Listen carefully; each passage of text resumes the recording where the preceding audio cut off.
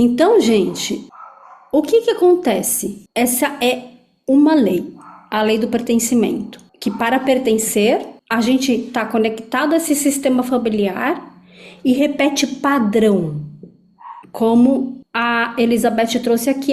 Eu casei também grávida, igual minha mãe casou grávida. Pode ter certeza que a sua avó também casou grávida.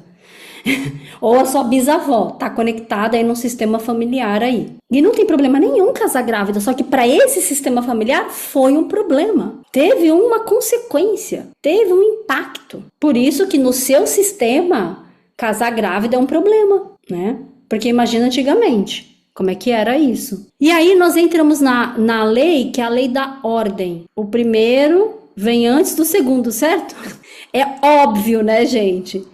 Só que a gente não age dessa maneira, entendeu? Vocês vão perceber aqui o que acontece nesse sistema, que causa desordem e desequilíbrio na vida. Então, nós somos estruturados pelo tempo. O ser é definido pelo tempo e através dele. E a gente vai recebendo um posicionamento. Quem entrou primeiro tem precedência sobre quem entrou depois. É óbvio, né? A gente é inserido nisso. Sempre que acontece um desenvolvimento trágico em uma família, uma pessoa violou a hierarquia do tempo. E nós devemos respeitar o que e quem vem antes. Reverenciar e respeitar a importância daquela pessoa, ou o trabalho, ou o contexto, ou a situação, ou qualquer coisa que veio antes. Pois ele veio antes, ele abriu o caminho antes, para que pudéssemos chegar onde estamos. Um exemplo é, nós não precisamos concordar com os nossos pais. Nós não precisamos falar e aceitar tudo que eles trazem, e que eles falam, e que eles fizeram. Eu não aceito que meu pai fez o que fez, mas nós devemos respeitá-los, porque eles vieram antes da gente. Eles nos deram a vida e honrá-los. Honrar pai e mãe não é fazer tudo o que eles querem, não é ajudar eles com tudo que você tem direito para dar para eles. É você viver a sua vida, porque eles te deram a vida. Se a sua vida tá parada e você não está em movimento, você não está honrando a vida, ou seja, você não está honrando os seus pais. E aí quando a gente honra e respeita a hierarquia, a vida flui, não fica pesado, não fica trancado, cria harmonia. Tudo deve ter, é um trabalho interno consigo mesmo. E às vezes é um trabalho árduo, mas quando consegue, a vida vai fluindo de uma maneira, e a vida flui, e tudo que você deseja, ele começa a acontecer. Mas quando a gente não respeita a ordem, a vida para e as coisas não fluem. O que você quer não anda. Vou dar um exemplo. Quando a gente não aceita o que aconteceu com a gente. Não aceita. Por exemplo, eu não aceito que eu fui abusada pelo meu pai. Por exemplo, quando a gente não aceita algo que foi muito dolorido. Mas eu tenho que aceitar. Você precisa aceitar. Porque faz parte da sua história. Aceitar não significa concordar com o que aconteceu. Aceitar é aceitar tudo como foi e como não foi. Que os seus pais, eles só deram para você o que eles tinham para dar. Porque eles amam os filhos na medida que os traumas deles permite amar. Aceitar que essa é uma ordem divina, é uma lei divina, é uma lei de Deus, assim como a lei de causa e efeito. Ou seja, o que a gente planta, a gente colhe. E não adianta a gente querer plantar abacaxi, colher morango, que a gente tem que aceitar. No fundo de tudo isso, gente, é aceitar as leis de Deus. Neste lugar, neste planeta, nesta vida que nós estamos tendo, nós estamos inclusive recebendo um monte de informação hoje, que nem as constelações familiares e outras tecnologias, para compreendermos mais sobre a nossa existência. Não é para nos revoltarmos, não é para brigarmos, é para ter consciência e para compreendermos mais. Então, o irmão mais velho vem primeiro do que o irmão mais novo. Se o mais novo manda no irmão mais velho, tem um desequilíbrio aqui. E pode ter certeza que a vida de todo mundo está travada. Então o irmão mais velho tem que chegar para os irmãos e falar assim: eu sou o irmão mais velho e eu quero que você pare de mandar em mim. Porque você não tem o direito de mandar em mim, porque eu sou o mais velho. Assim como você não tem o direito de mandar nos seus pais, porque seus pais vieram primeiro que você. De querer que a sua mãe e seu pai mude. De fazer de tudo para eles mudarem. De falar assim, nossa, eu queria tanto que minha mãe tivesse aqui na mentoria. Ótimo você querer. Você pode falar, mãe, olha, eu tô fazendo uma mentoria que tá trazendo uma clareza, uma leveza pra minha vida, uma mudança. Nossa, mãe, olha, se você quiser, vai ser legal. Você pode, se você quiser, depois eu posso te falar mais. E ponto. Solta. Ai, a minha mãe não colocou esse objeto aqui. Esse objeto aqui, esse objeto tem que ser aqui. E aí ela colocou aqui. Aí eu tenho que ensinar ela que esse objeto tá aqui. Ou, mãe, você tem que procurar médico. Mãe, você tem que procurar isso. Mãe, olha, você tem que fazer isso. Pai, isso é querer mandar neles. E não aceitar eles como eles são. Agora eu vou te falar uma coisa. Independente da sua mãe ser como ela é, ou ela ter dado pra você o que ela conseguiu dar quando você nasceu. Você nasceu. Você foi amamentado ou não. Você foi limpo as suas necessidades como bebê ali ou não pela sua mãe, mas ela te deu a vida e o seu pai também. Você pode ter sido abandonado por eles. Você talvez nem conheça o seu pai. Eu já tive mentorados que nunca viu o pai na vida, não sabe nem quem é, mas o pai deu a vida. Então quando a gente não aceita como a vida aconteceu, quando a gente não aceita, por exemplo, vou dar um exemplo meu, tá? Se eu não aceito que o meu pai, ele fez isso comigo, isso doeu, e ele foi filho da minha avó, que também fez isso comigo, e que eu, para pertencer a este pai e me sentir amado por esse pai, eu servi ao sistema e eu servindo o sistema, a minha avó, pela influência psíquica que ela tinha distúrbio psíquico, ela abusou de mim quando eu era bebê. Se eu não aceitar isso, eu não tô aceitando a minha história. E aí não é sobre o que aconteceu com a gente, é sobre o que a gente faz com o que aconteceu com a gente. A nossa criança não pôde fazer nada, mas nós como adultos podemos fazer muita coisa. E a gente só consegue começar a fazer quando a gente aceita. A aceitação é o primeiro passo. E eu sei que esse passo é desafiante. Sabe por quê? Porque a gente tem uma visão limitada ainda de que o que o nosso pai ou a nossa mãe fez, eles fizeram porque quiseram. E eles estavam honrando o sistema deles também. Eles nem sabiam por que estavam fazendo aquilo. Ou eles nem assumem que fizeram. E os nossos pais passaram por situações com os nossos avós. Porque os nossos pais também foram crianças. Que passaram por abuso, por agressão, por violência. Com pais que vieram de uma geração de pessoas que foram refugiados, maltratados, abusados, escravizados, fugidos da guerra, que perdeu tudo, que um matou o outro para sobreviver. Só que olha só. O que o seu tataravô passou e fez, e ele conseguiu fazer e continuar a vida, e que gerou o seu e a sua trisavó, eles nasceram. E a sua trisavó e seu trisavô, tô indo lá atrás, hein? Que são vários, que é de cada avô e avó. Eles conseguiram lidar com o que eles conseguiram lidar, por exemplo. Vamos supor que eles eram da Primeira Guerra. O que aconteceu na Primeira Guerra? O que aconteceu com as pessoas? O que aconteceu com as crianças? Qual o impacto e os traumas que tiveram? Mas eles conseguiram alguma coisa e os seus avós nasceram. Eles conseguiram resistir ao que aconteceu e os seus avós nasceram. E aí os seus avós lidaram com um monte de coisa na infância deles. E não tinha nenhuma ferramenta de consciência tecnológica como a gente tem hoje. E aí os seus pais nasceram, que também passaram por uma série de situações. E tudo isso que eles passaram e conseguiram passar gerou hoje você aqui. Você nasceu. E o que aconteceu com você não vem nem do seu pai e da sua mãe. Vem de uma origem, de uma causa lá atrás nesse sistema que pode ter acontecido lá na Segunda Guerra Mundial, que as pessoas, elas tinham que sobreviver. Elas passaram fome. O que é que elas viveram? O que a sua geração viveu? Eu acessei, por exemplo, que um pedaço de um ancestral meu foi escravizado. Um outro ancestral meu foi um índio que foi raptado e abusado. Lá atrás. E lá atrás ainda. Então, se eu culpo os meus pais, e a criança é que cria essa situação para ela poder ser acolhida e protegida. Que quem faz isso com a sua criança é você hoje. Você como adulto. Só que a sua criança exige que os seus pais cuidem dela. E eles não conseguiram. Porque é uma necessidade básica da criança. Ser protegida, provida e amada.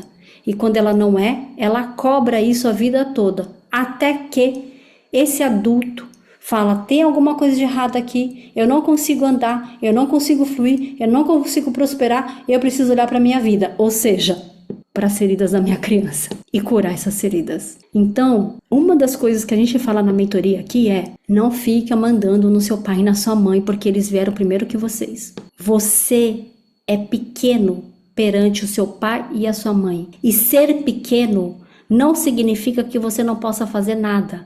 É ser pequeno a todo esse sistema cheio de coisa que vem carregando. Que você não precisa ser grande diante desse sistema que vem carregando tudo isso. Você reverencia eles e deixa com eles o que é deles, porque você é pequeno. Você escolhe não carregar mais isso. Vocês estão captando aqui? Nós não precisamos mais carregar esse peso e tudo isso que os nossos ancestrais viveram para nos sentirmos amados. Porque a sua essência é puro amor. Então nós estamos falando da lei da ordem. Tem muita coisa para falar da lei da ordem.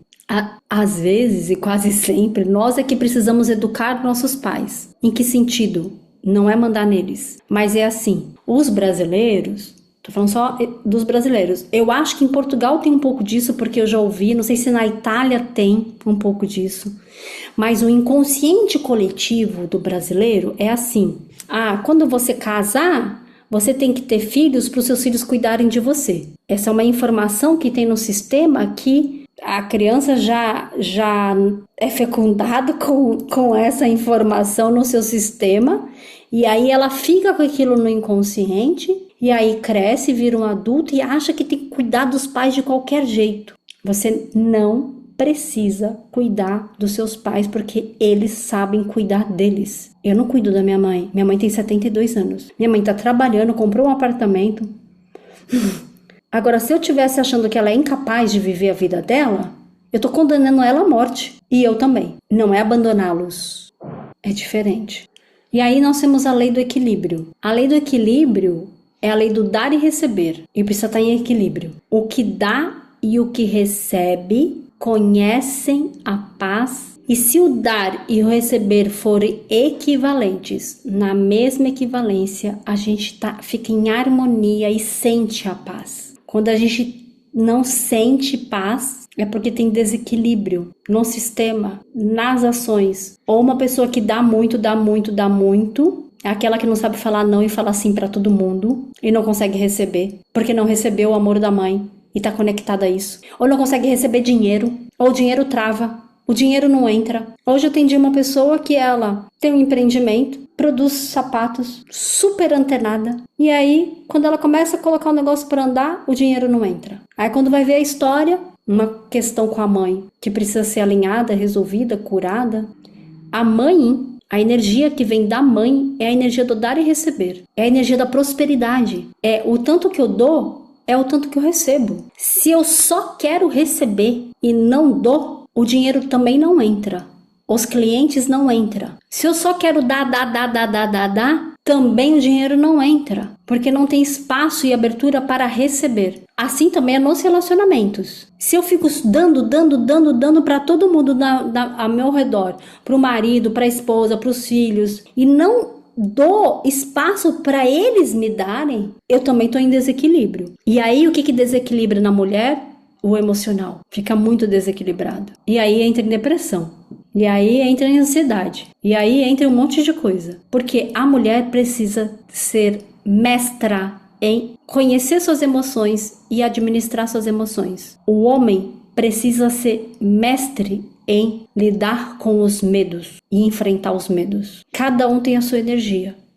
Então, a lei do equilíbrio é o dar e receber. Por exemplo, a amamentação, ela tem um impacto grande na nossa vida. Se a mãe conseguiu amamentar e a criança amamentou e recebeu, no inconsciente está programando para aquela criança que a vida, ela é próspera, ela recebeu da mãe. Se ela recebe o carinho, o amor, a proteção e acolhimento da mãe, ela inconscientemente codifica que a vida é próspera e que ela não precisa ter medo de receber. Agora, quando a mãe não consegue dar isso, não consegue amamentar, parece que tudo para. Ai, parece que anda, mas vai acontecer alguma coisa que vai parar em algum momento. Assim como o leite parou de vir em algum momento, por exemplo. Tem N exemplos que eu posso dar. Então, quando a gente dá muito a alguém, a gente se sente credor.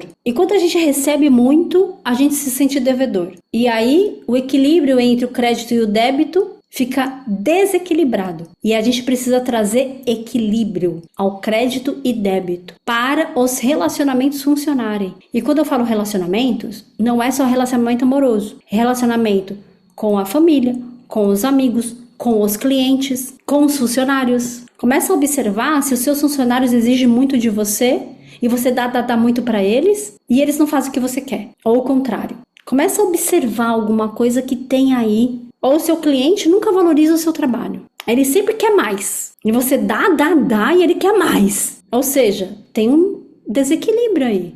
Que você está dando muito. Por quê? Porque em algum momento você não sentiu recebendo desse sistema familiar. E aí você precisa dar para compensar o que você não recebeu. Só que vai continuar não recebendo. Porque não é assim que compensa. É interno, é colocar equilíbrio no interno. Que é isso que vocês fazem aqui na prática, na mentoria. Então, se você acredita que o equilíbrio nas relações acontece naturalmente, não é assim. Nós precisamos nos conscientizar disso, nos reeducar para garantir que nós tenhamos relacionamentos saudáveis na nossa família, que nós tenhamos uma vida completa, uma vida abundante. A gente precisa ter equilíbrio. Porque garantir o equilíbrio entre o dar e receber, ele faz parte do pressuposto de curar as nossas crenças, os nossos traumas, as emoções que foram criadas diante dos traumas, o emaranhamento familiar do sistema, vai colocando equilíbrio e harmonia em tudo. E a gente sabe que essa diferença entre o dar e o receber é o motor das nossas relações. Vocês percebem isso? Quem recebe se sente em dívida. Em contraponto, quem dá gera uma nova dívida, que logo é sanada, e assim por diante, e vai alimentando. O desequilíbrio, ele pode destruir relações, negócios e um monte de coisa, porque tem muito desequilíbrio. Para se ter o equilíbrio, a coisa acaba parando e terminando. Quando a gente está numa relação em desequilíbrio, a gente se sente desconfortável, que pode até gerar uma separação, por exemplo, ou brigas. No relacionamento pessoal, profissional, por exemplo, pode ocorrer demissão, ruptura de sociedade, cliente que não quer mais. Aí as pessoas falam assim, mas é porque, sabe o que está acontecendo? É que todas as pessoas aqui da minha região, elas estão falando que os clientes realmente não estão querendo mais os serviços. Eu já ouvi de várias pessoas nos Estados Unidos, por exemplo, que trabalham com cleaning. E aí elas acham que a circunstância do local é que está fazendo ela ter aquilo, e não é a pessoa que atraiu aquela circunstância, porque no sistema dela, no psique dela, no emocional dela tem desequilíbrio. O desequilíbrio gera ressentimento, gera mágoas, gera inadequação, gera raiva, gera uma série de emoções negativas e destrutivas para o ser humano. Agora, o equilíbrio, ele promove muitas coisas. Eu vou falar aqui que promove. Vou ver a Cristina. Quer perguntar, Cris? Desculpe, boa noite. Queria perguntar uma coisa. Em relação aos nossos filhos, isso também acontece? Eu tenho um bocadinho de tendência de ajudar o meu filho monetariamente. Com certeza! É em todas as relações. Ok. Todas. Por exemplo, quantos anos tem seu filho? 28. Ele não tem mais 8 anos, né? Nem 2, nem 18. 28? Ele como ele chama? Pedro. O Pedro já é adulto, né? Uhum. É igual a Maria Alice que falou assim, eu deixei minha filha livre. Oxi, mas a filha dela é livre, ela que fica controlando a filha porque acha que a filha é pequena e não sabe tomar conta da vida sozinha. Os filhos não foram feitos como posse dos pais. Os filhos é para o mundo, é para viverem a vida deles. Os pais, até a fase adulta dos filhos, eles vão preparando os filhos. Isso deveria ser o sistema saudável numa família.